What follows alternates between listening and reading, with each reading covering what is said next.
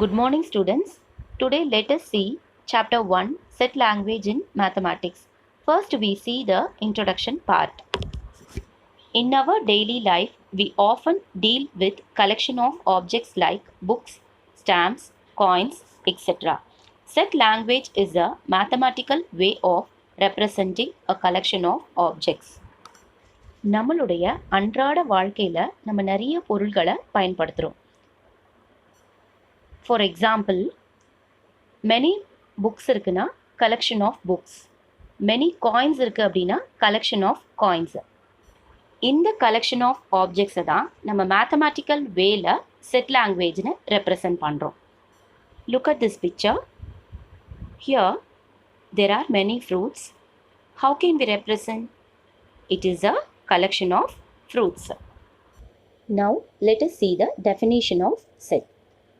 A set is a collection of well-defined objects.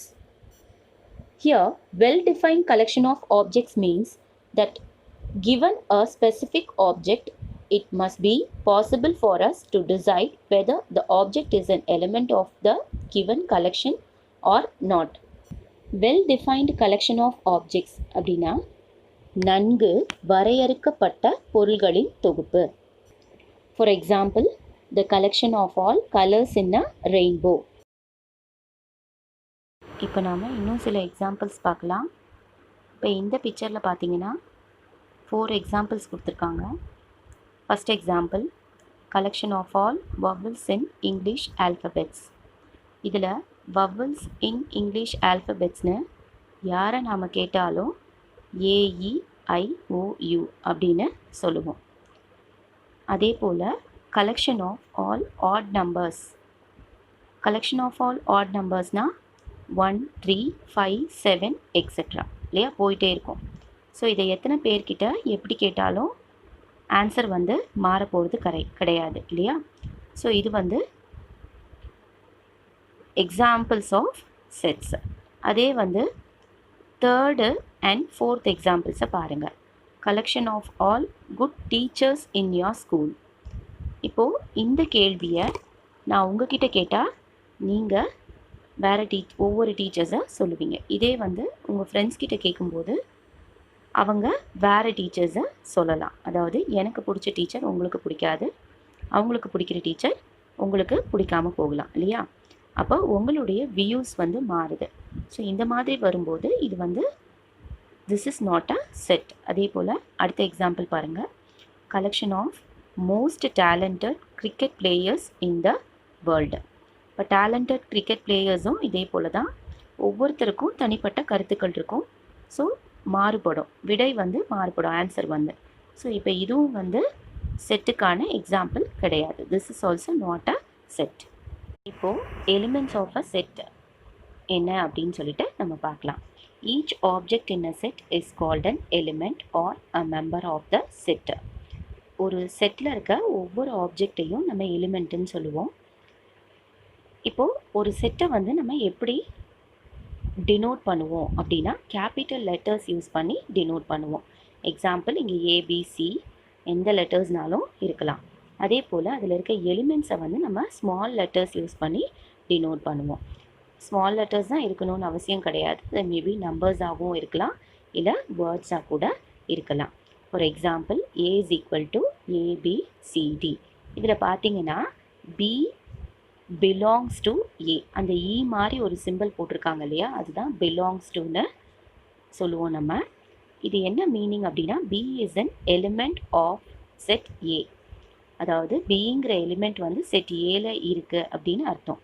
இதுவே வந்து அதுக்கு அடுத்தது பாருங்கள் F which is not belongs to A. இப்போ Fங்கிற எலிமெண்ட்டே இந்த செட்டில் இல்லை. அப்போ F is not an element of set A. அதாவது E மாதிரி சிம்பிள் போட்டு அதை க்ராஸ் பண்ணியிருக்காங்க அப்படின்னா வந்து அது நம்ம என்ன சொல்லுவோம்னா நாட் பிலாங்ஸ் டு அப்படின்னு சொல்லுவோம்.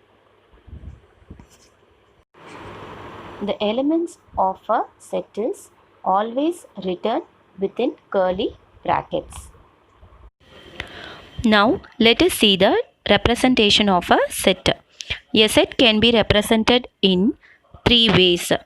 The first one is descriptive form, second one is set builder form, and third one is roster form. செட்டை வந்து நம்ம 3 வகைகளில் எழுத முடியும். ஒன்று வந்து டிஸ்கிரிப்டிவ் ஃபார்மு, செகண்ட் ஒன் வந்து set builder form, and third one is roster form. Now let us see the explanation of each form. Descriptive form. In descriptive form, a set is described in words. For example, the set of all vowels in English alphabets. So நம்ம descriptive ஃபார்மில் வந்து ஒரு செட்டை வந்து வேர்ட்ஸில் மட்டும்தான் எழுதுவோம். இப்போது the set of all vowels in English alphabets. Next, set builder form. In set builder form, all the elements are described by a rule.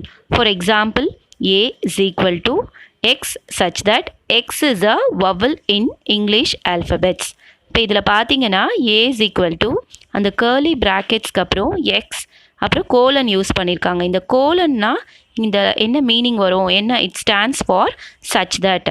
ஒன்று நம்ம கோலன் யூஸ் பண்ணுவோம், அப்படி இல்லை அப்படின்னா வந்து நம்ம ஸ்லாஷ் யூஸ் பண்ணுவோம்.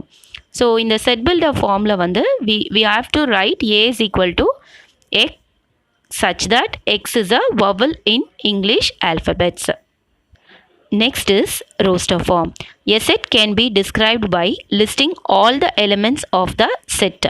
For example, A is equal to AEIOU. இப்போ நம்ம வந்து இதில் என்ன பண்ணுவோம் அப்படின்னா, நம்ம வேர்டிங்ஸில் எழுதாமல் அந்த எலிமெண்ட்ஸை செட்டில் காமிப்போம். இப்போ A is equal to AEIOU.